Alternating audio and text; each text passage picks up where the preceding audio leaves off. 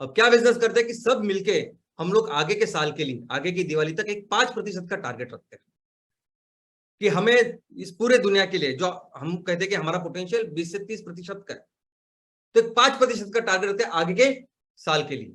तो कितना होगा? तो आज की तारीख में जब पूरी दुनिया कोयले के खिलाफ है, तब 8,000 मिलियन टन उसका उसका कंजम्पशन है। इतना कोयला लगता है पूरी दुनिया को। उसका 5% देखे तो 400 मिलियन टन साल का हमें ये कोयला बनाना है और बेचना है। और अगर 400 मिलियन टन की बात करें तो हर दिन कितना तैयार करना पड़ेगा?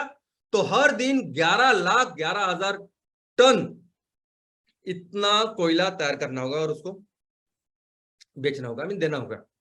इसका मतलब है कि अगर भारत में जितने भी 5,500 तहसील है जिनको एग्रीकल्चर का बेस है, ऐसे जगह पे अगर हमें ये प्लांट डालने होंगे तो हर तहसील में 5,500 तहसील में 200 से ज्यादा टन हर दिन को तैयार करना पड़ेगा। हर दिन 200 से ज्यादा।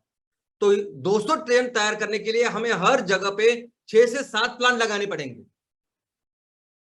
क्योंकि हर जो एक प्रोजेक्ट है वो 100 टन माल ले रहा है किसानों से और 30 टन ही तैयार कर रहा है, 30 टन। तो 120 करने के लिए 6 से 7 प्लांट लगाने पड़ेंगे। और आपको पता है एक प्लांट क्या करेगा? एक सिंगल प्लांट हमारे किसानों को, ऐसा समझे 100 हेक्टेयर की जमीन अगर वो करते हैं, यानी 250 एकड़ में खेती करते हैं, तो उनको कम से कम 3.5 करोड़ से लेके 4-5 करोड़ तक हम लोग इनकम दे सकते हैं। क्योंकि हम देख सकते हैं कि नीपर ग्रास कितना अच्छा बायोमास देता है और उसके बावजूद कितनी सारी एम्प्लॉयमेंट जनरेट होगी। और ये सब करने के बाद एम्प्लॉयमेंट, किसानों को अच्छा पैसा, सबको अच्छा पैसा देने के बाद भी अगर हर प्रोजेक्ट के पीछे 20-25 लाख 30 लाख हम लोग वहां के लोगों के लिए, समाज के लिए, हमारे तहसील के लिए, गांव के लिए और उसके इंफ्रास्ट्रक्चर के लिए खर्चा कर रहे हैं, एजुकेशन हो, मेडिकल चीज हो, आप सोचिए कितना बदलाव कर सकते हैं हम लोग। और कौन सी ऐसी कंपनी, मुझे बताइए, आप ये काम करेंगे ऐसा?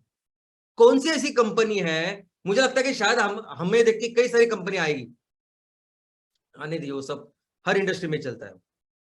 लेकिन कौन सी, किसकी ऐसी सोच है जो कहता है कि पूरा देने के बाद जितना भी बचेगा ना, वो भी फिर से हम लोगों को देंगे?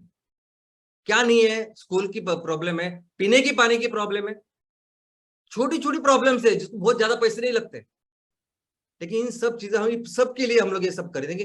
कौन ऐसा काम कर रहा है? और जब हम अपने तहसील में 6 से 7 प्लांट लगाएंगे, आप सोचिए क्या कर सकते हैं। और दोस्तों, इन सभी प्रोजेक्ट्स में आने वाले दिनों में सबसे महत्वपूर्ण भूमिका अगर किसी होगी तो होगा एमवीपी, एमसीएल विलेज प्रोजेक्ट। अभी एमसीएल विलेज प्रोजेक्ट अपने हर ग्राम पंचायत की जिम्मेदारी, वो सिर्फ प्रमोशन की बात नहीं करेगा, सिर्फ बोलेगा नहीं लोगों को कि देखो आपको, आप नेत्र ग्लास लगाए और हम लोग ऐसा खरीदेंगे।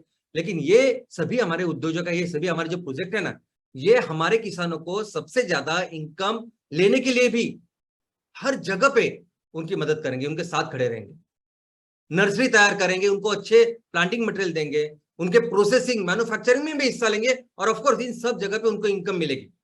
सिर्फ प्रमोशन की इनकम वो अलग है जो हम लोग हमेशा डिस्कस करते हैं।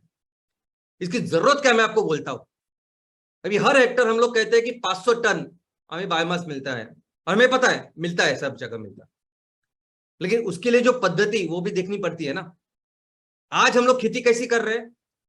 तो आज हमारे यहाँ खेती में अगर आप देखोगे तो मैक्सिमम चावल के पीछे, अगर चावल के लिए जमीन, सबसे ज्यादा क्षेत्र चावल के अंदर कुछ है तो भारत का है, नंबर 1 है दुनिया में। लेकिन हम चावल के उत्पादन में देखोगे तो दूसरे स्थान पे है, चाइना नंबर 1 है। लेकिन पर हेक्टर प्रोडक्टिविटी, क्षमता, आउटपुट अगर हम देखेंगे तो भारत का तो वर्ल्ड एवरेज से भी नीचे है।